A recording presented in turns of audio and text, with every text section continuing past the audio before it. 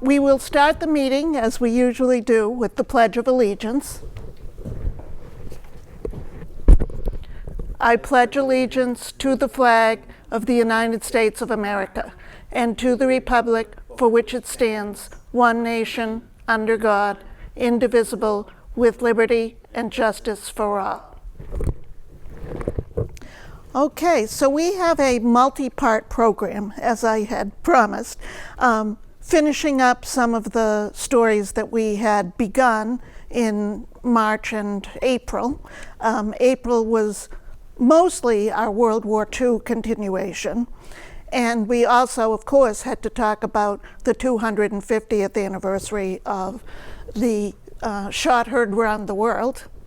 So we are jumping around in history from the Revolutionary War to the topic from September 2024's program, which was Lafayette's return visit to America. Jumping back into the final days of World War II, and then launching into a completely different topic, which is a springy topic, the garden centers and horticultural businesses that used to be in Saugus. Up behind me, you can see one of the flag holders for the Revolutionary War. In the West Parish Cemetery, which is also known as the Saugus Center Cemetery, there are many graves of Revolutionary War soldiers, including Parson Joseph Roby, who was the subject of a talk 2 years ago, I think. It was our one of two programs that launched our Revolutionary War anniversary issues. So late in the spring of 1775, after the Battle of, I would call it Lexington, Concord, and Arlington, because they were skirmishing on their way all the way back to Boston. The Redcoats were being chased back to where they were encamped in Boston. And there were various incidents that went on beyond that. But on June 17th, 1775, was the first real large-scale battle, what people call a pitched battle. And I didn't know whether they meant it was pitched because it was on a hillside, but of course that's not what it means. It means that it was an anticipated and planned for battle with a lot of troops lined up. So planned how it was going to proceed, at least, even if they didn't know what the outcome would be. Now, the first question I planned to ask the assembled audience was, where was the Battle of Bunker Hill fought? Does anybody know? Breeds Hill. Thank you. I was afraid that people would be too smart in this room for me to get away with hearing Bunker Hill, of course. And I looked into why in the world did they call it the Battle of Bunker Hill at the time and afterwards, when for so many years we've known that wasn't exactly where it was. The two hills were adjacent to each other. And there had been some discussion of building a little fort on Bunker Hill, which was the taller of the two. But in the end, when they went to look at it just a few days before the battle, they said, this lower hill, because it's closer to Boston, where the British are encamped, is a better spot to defend. So it was the top of Breeds Hill, and not Bunker Hill, where they built an earthworks, basically. So it was not a very fancy fort, but the place that they would retreat to if they needed to during the battle. The site was on Charlestown Neck, across the Charles River from Boston, so it wasn't very far away. At the time, the area was mostly fenced pastures. So they had stone walls and wooden fences for each person who had livestock in this area. And very rural, not looking anything at all like the Charlestown of today. Maybe a bit of the topography would be similar, that you can tell there's hills there still, but it's all houses, very, very different looking. And the Continental soldiers, which is what the Patriots, we call them now, were frequently called at that time, as opposed to the British, who came from an island, were building that fort known as a redoubt, which is kind of sometimes made of earth like this one was, and sometimes it was brick or other stone material, but generally not a very considerately designed fort, just kind of a shelter, more or less. And frequently intended to be temporary, as this one was. They thought it wouldn't be very many battles. The reason this battle is so famous is because it was the first real serious planned engagement with lines of troops facing each other. And a pitched battle is also given that name primarily because they stay in one general location. Not that there isn't a little bit of running back and forth when somebody retreats temporarily or even permanently, but they didn't go across town, or they didn't chase someone a distance and keep on the engagement there.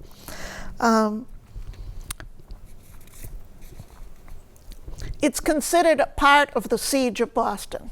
The Siege of Boston was not a single battle, but kind of a warlike attitude that lasted about 11 months.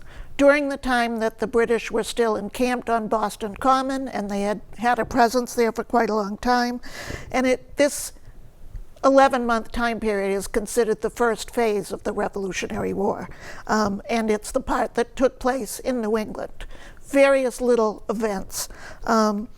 I'm not sure why they decided to say it started on April 19th, because Leslie's retreat up in Salem happened in February of that year, before that, but there were no actual shots fired at that point.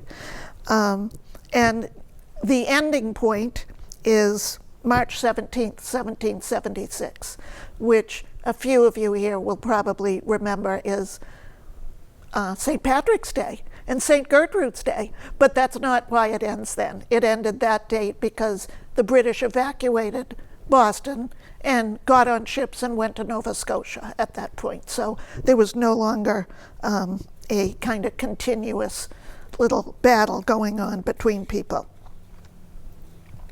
Bunker Hill is also the battle that saw the most casualties of any of the events during the Siege of Boston. Over 400 Continental soldiers were either killed or wounded, so that's the total casualties. But even though they didn't win the battle, there were over 1,000. The Continental soldiers did not win.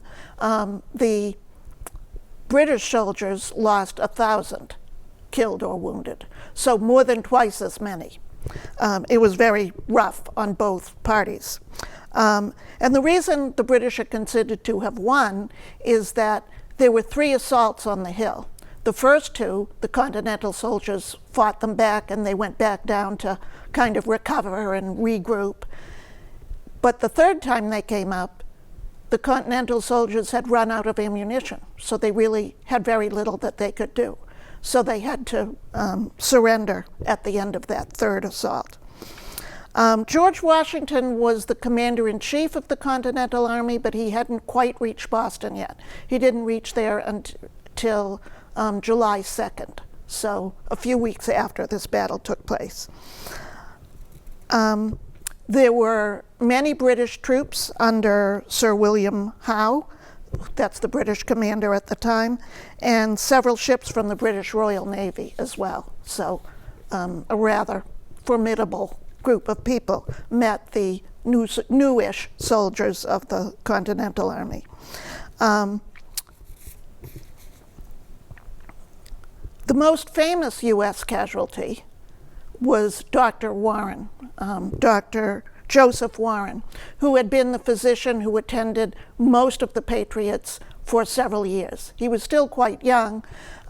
He was actually the person that sent William Dawes and Paul Revere out on their trip to warn the people of Lexington and Concord that the British were coming, or the regulars were coming, which is what they really said.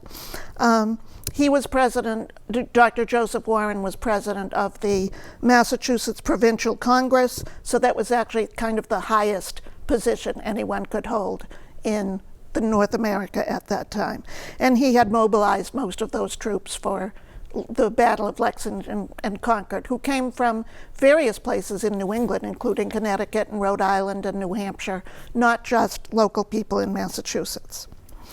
So Bunker Hill was the better known of the two hills, and the battle took place in the general vicinity. Part of the reason it was better known is it was taller. It was 110 feet compared to 62 feet of Breeds Hill. So if you do go to Charlestown today, you're kind of aware.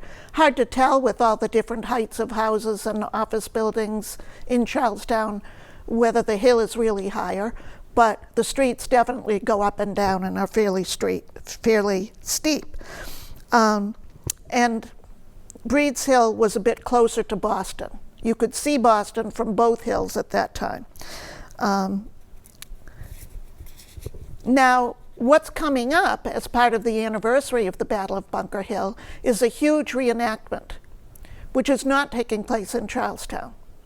If you've been to the Bunker Hill Monument, you can see that there's a little grassy area, quite steep, no parking really that's very convenient. You can't see the ocean, even though it's not far away. But in general, it doesn't look anything like Charlestown looked in 1775. So some of you may have heard, because it is local, it's an Essex County town, where the battle reenactment is going to be held, in Gloucester.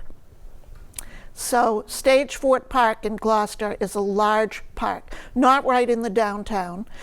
It still has hilly terrain, check that block off. It has a beach, which means that the Navy can be present, or some ships at least, so check that block off. Large fields, which is what Charlestown looked like, and maybe most important to the assembly of 21st century visitors, a good-sized parking lot and other parking off-site, even easy to get viewers to it, and they don't have to be 3 towns over and bicycle in or any other convenient thing like that. So the other thing that I wanted to say about Bunker Hill is actually not a 250-year-old story. It's more of a 200-year-old story. Last September, the program was about the Marquis de Lafayette's final visit to North America, where he was coming back for nostalgia and to see some of the battlefields that he was not in, and to see those of his friends and comrades that had fought with him, those who were still living. He had had a really rough time in France in the meantime, but he was now, just kind of coming with some family members to see what he could see of the new United States. And he arrived in 2024 in late spring and visited Bunker Hill because it was the site of the famous battle. And while he was up there, many people were kind of overwhelmed with delight at seeing him again, and they said, "We really want you to come and lay the cornerstone of the new monument we're planning, because next year, 1825, will be the 50th anniversary of this battle. And we want you to be the guest of honor and to lay the cornerstone." And he said, "I wasn't planning to stay that long, but yeah, that's too big an invitation to pass up." And so the people hosted him for the rest of the year. He visited all 24 states, I think it was, at that point, because the Western Territories were not states yet. But New England, he visited all of New England. He went to the capitals of several states. He wisely decided to go down to Virginia and southern states in the winter. And so it wasn't until the following late May, actually, that he was coming back and almost didn't get here by June 17th because of a shipwreck on the Hudson River. But I don't want to recount that whole story because we do want to get to the garden parts and other parts of this. But here's the Bunker Hill Monument, obviously. And so the story does belong to the Marquis de Lafayette, as he was up here laying the cornerstone. It was actually 17 more years before the entire monument was built. And that could be a great story in itself because it's all Quincy granite, so it's local to Boston area stone. And they built a new railroad just for the purpose of carting the rocks up to the shoreline of Boston, and from there the granite was loaded onto a barge to bring to Charlestown. Now here's the Marquis de Lafayette as he looked when he was fighting with Washington all over the Brandywine River Valley and Pennsylvania and in many places in Virginia. Actually, in some ways, he looks older in this picture than he did when he was in his 60s and coming back to visit, because by then the powdered wig style had gone out and he had dark hair, somewhat shorter than in this old painting of him. Lots of things happened in between, but since we were focusing on World War II at the April meeting as well as the Revolutionary War, I wanted to show you a few more pictures I had of a family that was mentioned. And this is the Gaines family, who lived for many, many years in North Saugus, and some of the children are still well, one of the sons still lives in North Saugus. The lady here looking over the shipboard is a war bride from Germany. Her name is Katharina Hammer. And the man she married was an American prisoner of war in her town in Germany during the last months of the war. She would be out working in the garden, whether the garden really needed all that much work, or whether she maybe soon hoped she'd see this prisoner walk by to his job, because the prisoners were expected to work for their keep and also to fill the manufacturing roles that many of the fighting men were not doing. But they did let them walk unescorted through the street at this point. And they fell in love, got married. They stayed in Germany a little bit longer because her husband was still deployed to help with the reconstruction, the kind of recovery of Germany and other parts of Europe. But finally they returned home, at first to Somerville, where Manley Gaines, that was her husband's name, and his mother lived in an apartment in Somerville, and then eventually moved about 1958 or so to Saugus, Massachusetts, where they lived the rest of their lives and where they raised their 4 children. Here she is relaxing on the deck of the ship. Here's Manley in camp, and I'm not sure where that was. I think that was still during the war. Here they are in a romantic photo. And part of the reason I have all these pictures, I'm not actually related to them, but their daughter Katharina, named for her mother, and she was actually the 4th Katharina in a direct line, but different last names, as was the custom, that she was my best friend from 7th grade on, until she passed away at the age of 49. But she will appear again, not in a picture, but in a mention of picking pansies. Katharina, the daughter.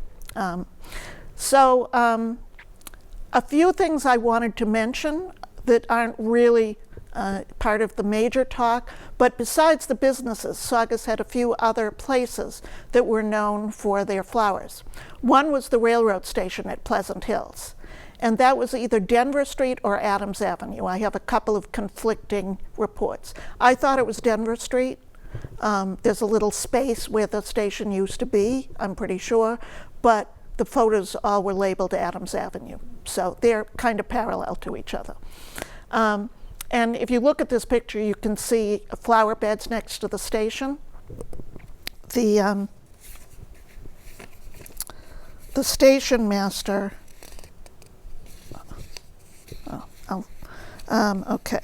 George H. Johnson, tended the lovely gardens while he was waiting for the trains to come. There was quite a bit of downtime.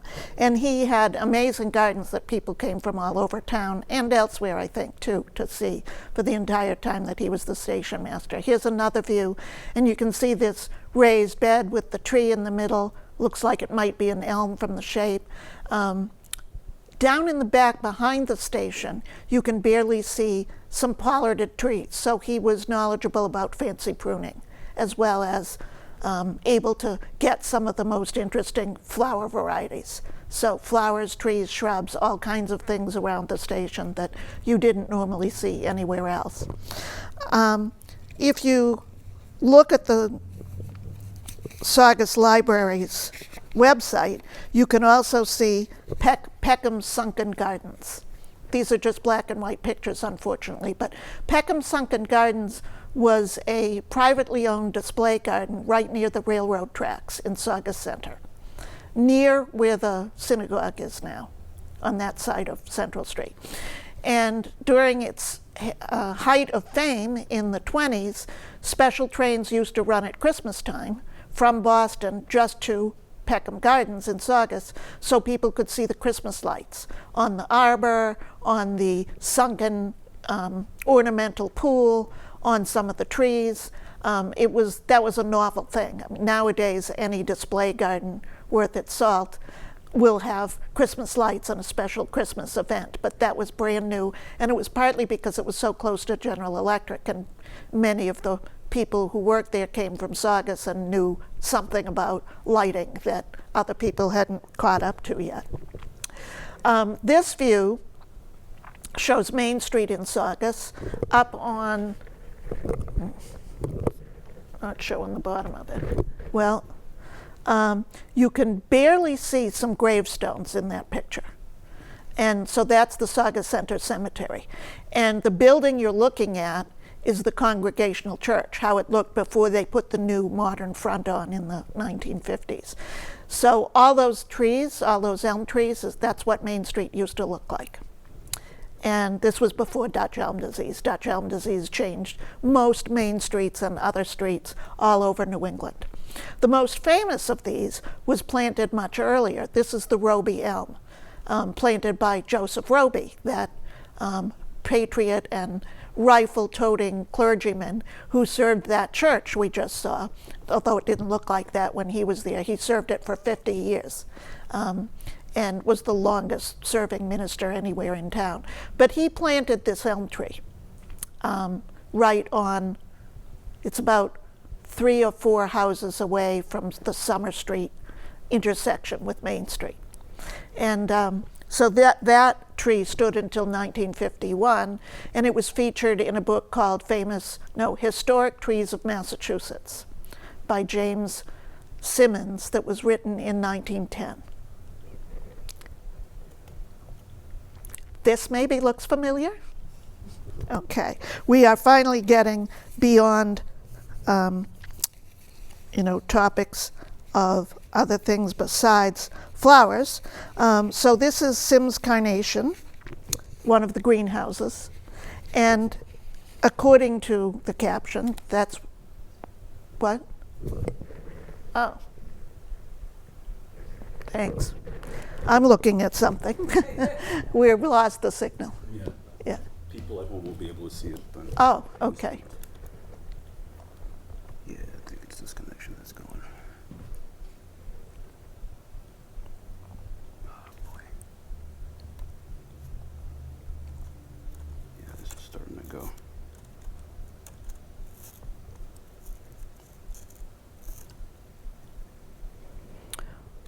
Well, if it's not easily fixed, what I can always do is turn this around. Oh, okay, thanks. Mm-hmm. So Sims Carnation was definitely Saugus's most well-known horticultural business. And it was started by an immigrant from Scotland named William Sim. He developed carnations, and here's a close-up as best we can do. But these older pictures are, of course, all black and white, and you have better pictures. So we have in the audience today the granddaughter of the originator of Sims Carnation. Her name's Karen Valeri, and she brought some pictures in, which we were looking at the album. So she should really be up here instead of me. This is an aerial view with smoke coming from the smokestack of the boiler room, I'm assuming, and several of the other greenhouse views behind it. At one time, there were 14 greenhouses at Sims. Their business was mostly commercial, and they developed new carnation varieties. The first one was bright red. I think it was the first really red carnation, and it had white speckles, so I don't know exactly what it looked like. But I did bring in some carnations that were red with white picoteed edges and other markings that were as close as I could find to what the descriptions of Sims carnations were.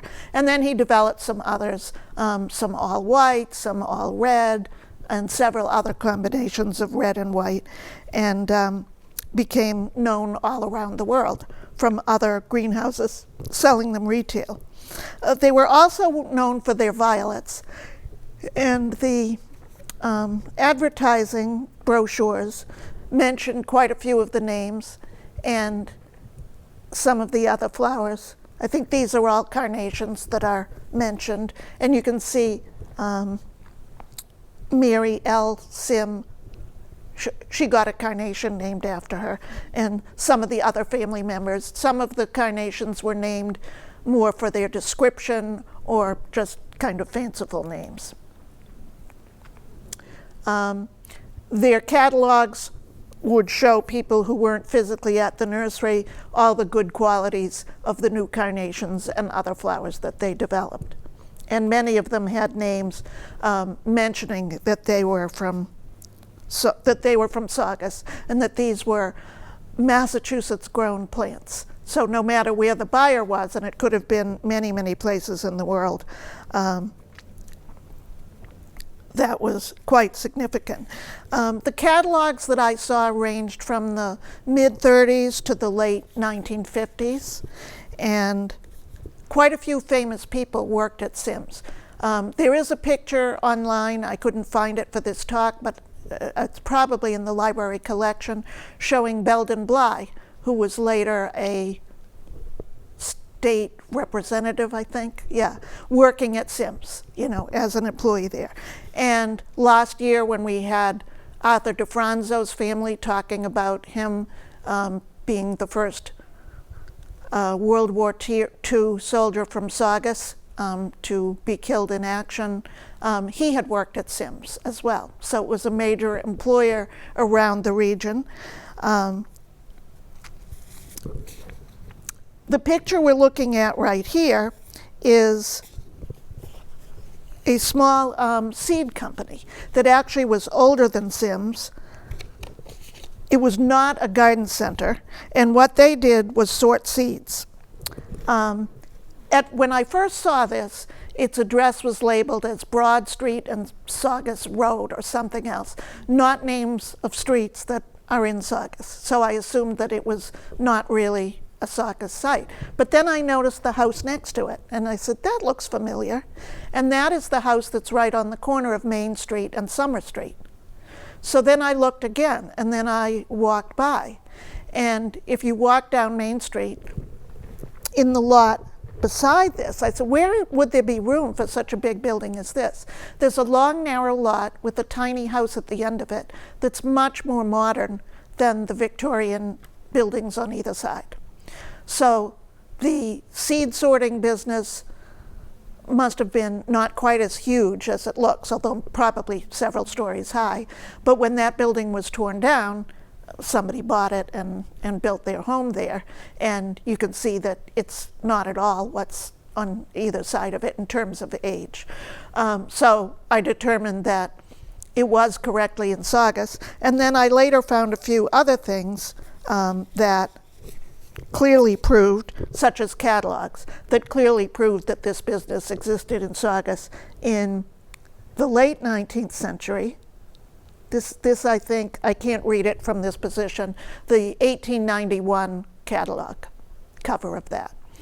And they sold mostly annual flowers, but some perennial flower seeds and vegetable seeds.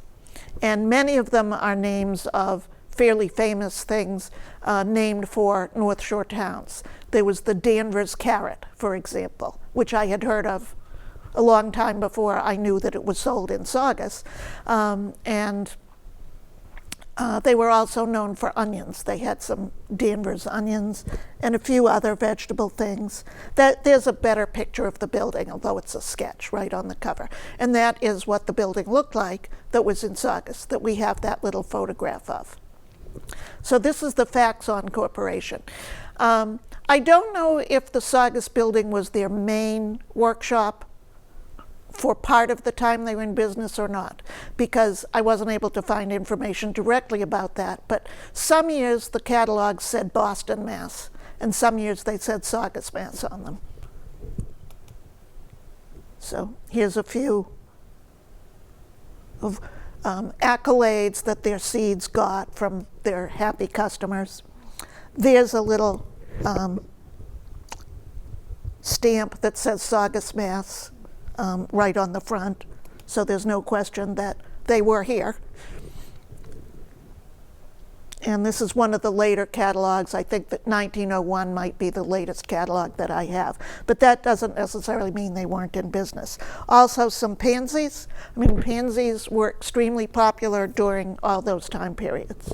Not that they've ever gone completely out of style, but, and some of the vegetables, sweet peas. Now that's an example of a plant that kind of went in and out of popularity.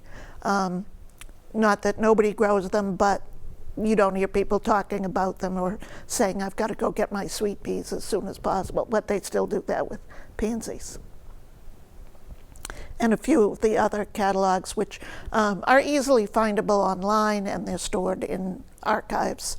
So that was also a very well-known company. I would not have known that Noonan's started in Saugus if it weren't for the fact that the Saugus Garden Club took a field trip there a couple of years ago. Because the Noonans I'm familiar with, and it is a descendant, they moved to Georgetown,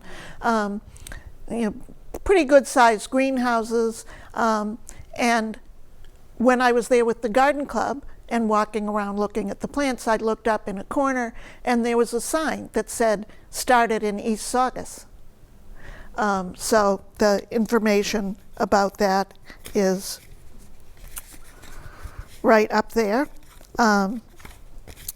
It started in Saugus in 1917 at 95 Lincoln Avenue. So Paul and I went over and kind of saw what the spot was. Very hilly spot. So the greenhouses were kind of built into a hill, and it wasn't a huge greenhouse, nothing as big as Sims. They moved in 1957 to a former farm in Georgetown. So had wonderful agricultural land. It already had one greenhouse on it, and they added some more. It had a house for the family. The owner of the farm was a Mr. Perkins, and the family remembered that he would be mowing the fields when they were going to talk to him about possibly buying the land. It was Albert Noonan, I think it says right there. Yeah, Albert Noonan was the father. He was the first one to start Noonan's greenhouse and florist business. And they started out in Saugus, like I said, with florists. And they had a little child. One of the themes that seems to come up in these stories is how much of a family business these greenhouses always were. And Ken Noonan, who ended up owning the business the longest for over 50 years, he was 2 years old, and his earliest memory is of sitting on a table while his parents were sorting flowers and arranging them. And 100 years later, when the 100th birthday of Noonan's was celebrated in 2017, he was 103? Yeah, 103 or 104 when he passed away. But he was there and aware of the 100th birthday celebration, which was pretty cool. That was after they had moved, obviously, to Georgetown. And in a little before that, the parents had retired and sold the business. And Ken had, actually the parents retired, and then Ken retired himself. but he still stayed around and helped out at times. And the new owner is Steve Flynn Jr. Steve Flynn Sr. in 1985 purchased the business and expanded it somewhat, so that they now have landscape contractors associated with it. They had the florist business and the flower growing in the greenhouse all along. They do plant rentals for events, and there's a restaurant on the property too, and a miniature golf course where I played with the garden club. And they have a century plant which bloomed a few years ago and was, as you might know, those only bloom every 100 years or so. So it was in all the papers when the flower bloomed. And so it's a full service garden center at this point. If you go, they have a lot of beautiful, beautiful things, but they also have a very popular macaw named Jacob, who is there to greet all the visitors. There's Jacob. And some of the old pictures of when they first had the greenhouses, when Ken Noonan's parents bought, and there's the farmhouse they had from the heir. And there's a portrait of him in Ken Noonan in his older years. And what the greenhouse looks like today, with pretty impressive displays, lots of hanging pots on the top. Okay, and now we have moved on to Huberman's, which is on 111 Vine Street in Saugus. And they're in their 4th generation. This business started in Everett, and in 1958, they moved their business out into Saugus in the countryside. And again, this had been a farm, so they built several greenhouses and have operated for quite a while, and it's still one of just a couple of greenhouses that exist in Saugus today. Samuel Huberman was the original owner of it, and he got famous with dish gardens. I talked to Alan Huberman today, and he was telling me that they started doing some very elaborate ornamental gardens, and one of their most famous was a wishing well shaped piece of pottery with a little bump out for a plant to go next to it. And this was for to send to people in the hospital or people recovering, and it said, "Wishing you well." And you kind of remember things like that, but they said they were the first to do that. The Roseville pottery was their first ceramic supplier, and those are highly collectible today. The business has been in operation for quite a while. Probably one of the most dramatic and tragic events was 11 years ago when there was an accident on Route 1. When you're at Huberman's, you don't realize that Route 1 is right behind the property and how close it is, but it resulted in an explosion in which the truck driver was killed, and it burnt up 2 of their greenhouses. So they still have, I believe it's 2. I went into them and looked at all the plants growing today. So the business survived, but their back 2 greenhouses were totally destroyed on that one event. They've also developed a potting material that's lightweight for use on living roofs, and several cities, including New York City, have a policy of not allowing new construction unless you have living roofs with plants on the top. So this is coming in useful in a lot of cases. And Alan was president of the Mass Flower Growers for a number of years. His son Dana is the main manager of the business right now. That's Huberman's as it looks this month. So very recent pictures. I think I might have gotten to, yes, I've gotten to Saltmarsh at this point. So Saltmarsh Garden Center is one of the first ones that I ever went to in Saugus. And at the time, my mother used to call it Sims, so I don't remember there being any sign above it. But anyway, and it was owned by relatives of the Sim Carnation family. And your uncle, Carol? Karen, is that right? Your uncle. Sheila. Oh, okay, So yes, old, thank you. Salt Marsh. Yeah, and so it must have been Saltmarsh, and I would go with the daughter of Katharina Hammer, who you saw in the World War II picture, my friend Katharina Gaines, to pick pansies. And that was one of my chief memories from childhood in Saugus. That was, oh, that was, yes, that's right, you told me that. Okay, that was at Sims. My Uncle Jack didn't have a pansy. Okay, and we were really excited when they would uncover the hay and show, we'd find all the pansies, and I was telling Karen that it probably took us over an hour to pick out all the pansies for a little six-pack, because we would fill it part way and then say, but I like this one and that one, and I've only got one more space in the box. What am I going to do? And go back and forth, and you know, probably very annoying.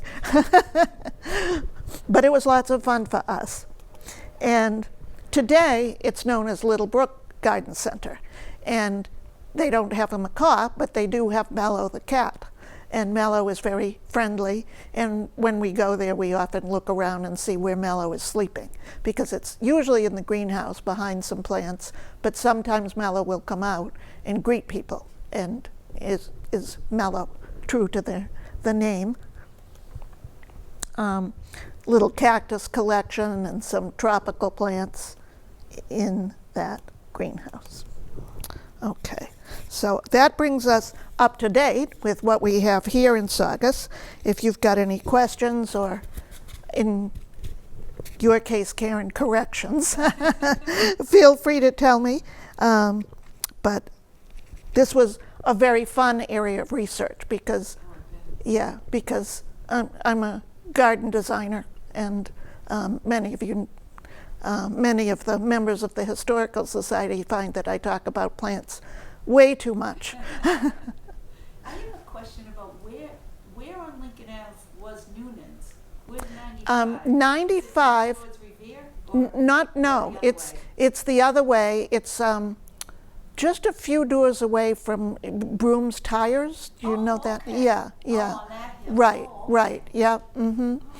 And yeah, so it's not a very, it's very steep. You know, you look at it and you say, how could that be? But the one picture that I saw that they had of the original site, it was very steep. The greenhouse was had a wall on one side, had a roof, but by the time you got to the eave of that roof, there was ground there. Oh, wow. So I can't really imagine what it would be like inside the greenhouse. You'd be kind of tilted, and the tables would be complicated because the floor was never flat. No. But yeah, that was kind of an interesting thing. And thank you for joining us at the Saugus Historical Society.